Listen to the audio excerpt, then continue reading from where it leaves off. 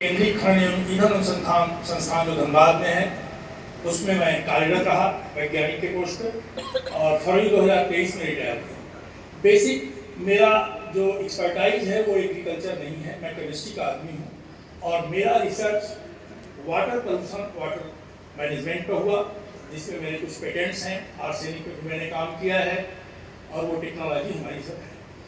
2023 फरवरी में जब रिटायर हुआ तो मैं अपने गाँव में आया और चूंकि इस दौरान कोविड के बाद एक डिपार्टमेंट में और हेड कर रहा था, क्लीन सैनिटेशन और हार्टिकल्चर, उसमें मैंने 6 महीने का माननीय प्रधानमंत्री जी का आया कि रूरल एंटरप्रेन्योरशिप के लिए आपको 6 महीने का प्रोजेक्ट करिए। उसमें 2 प्रोजेक्ट मैंने किया था, एक मशरूम कल्टीवेशन और दूसरा ऑर्गेनिक फार्मिंग और वर्मी कंपोस्टिंग, और दोनों प्रोजेक्ट मेरे काफ़ी सफल रहे। उसमें लोग जो ट्रेनिंग लिए वो उसको कुछ लोग उसमें से कर भी रहे हैं। तो मशरूम कल्टीवेशन से हमने वैल्यू एडेड प्रोडक्ट भी बनाया था, जो कि यहाँ हमारे संभव मशरूम कल्टीवेशन कराना अपने स्तर पर संभव नहीं है।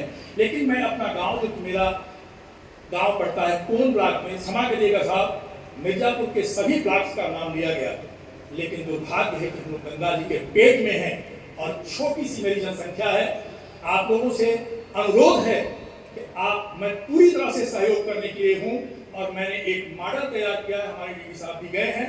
मैं निःशुल्क प्रशिक्षण को दूंगा, मुझे किसी तरह की कोई इस तरह की चीज नहीं चाहिए, लेकिन मेरे यहाँ भी गंगा जी आती हैं, सारी फसलों को खत्म करती हैं, सब्जी की खेती लोग करते हैं और मैंने ठाना है कि मैं उनको सब्जी की खेती करने का प्रशिक्षण दूंगा और उनको स्वयं मार्केट तक पहुंचाऊंगा, क्योंकि किसान तभी कार्य कर सकता है जब उसकी लागत से उसको आमदनी होगी।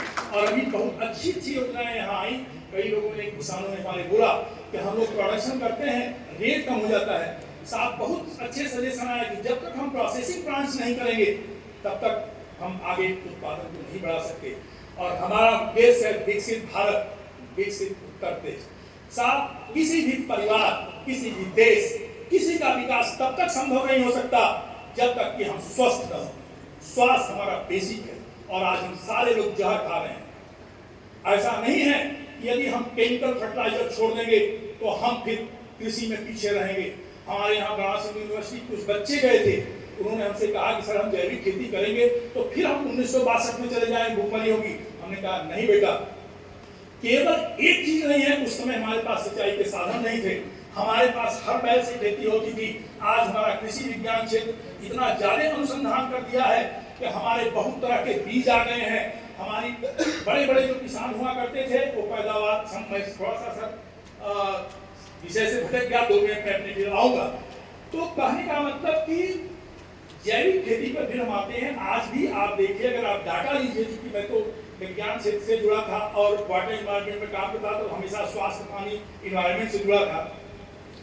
ये यूरिया पूरी तरह से हमारे लिए जहर का कार्य करती है। आप हमारे मैकेनिज्म में जाइए, जो हमारा मेटाबॉलिज्म है उसमें नाइट्रोजन बहुत ही पूरी तरह से हमको प्रभावित करता है। और यह नाइट्रोजन केवल हम फसल से नहीं पा रहे हैं, जो मिट्टी में हम भेज रहे हैं वो अन्न से पा रहे हैं, उससे जो चारा हो रहा है पशुओं के दूध से पा रहे हैं, जो माताएं और बहनें खा रही हैं उनके दूध से, गर्भ में पलने वाला हमारा बच्चा भी इस जहर को खा रहा है। तो मेरा विषय है अभी जो मैं अपने गांव में शुरू किया हूं वो जैविक खेती से संबंधित। इसमें मैं वर्मी कंपोस्ट का प्रोडक्शन शुरू किया हूं और अपने एक प्लाट में छोटा छोटा प्लाट बना रहा हूं, 2-2 बिस्से का, जिसकी मैं बाउंड्री करा रहा हूं। उसमें जैसे स्ट्रॉबेरी हुई, ब्रोकली हुई, शिमला मिर्च हुआ, और हमारे क्षेत्र में कुछ लोग दूसरों की खेती लेकर मिर्चा की खेती, टमाटर की खेती करते हैं, लेकिन वो हमारा ब्लॉक उपेक्षित रहा। तो आप लोगों से, सभी से, सारे डायस पर हमारे अधिकारी वर्ग हैं और हमारे पाठक साहब जो एक वरिष्ठ हैं, सबसे अनुरोध है कि हमारे कोन ब्लॉक को भी इसमें चर्चा में रखा जाए और कोन ब्लॉक के लिए या अन्य हमारे प्रदेश के किसी भी ब्लॉक में जो भी मेरी जरूरत पड़ेगी मैं स्वयं वहां के लिए हमेशा तैयार हूं। तो मेरा यही कहना था। बाकी तो हमारे जितने किसान हैं सभी मुझसे ज्यादा अनुभवी हैं।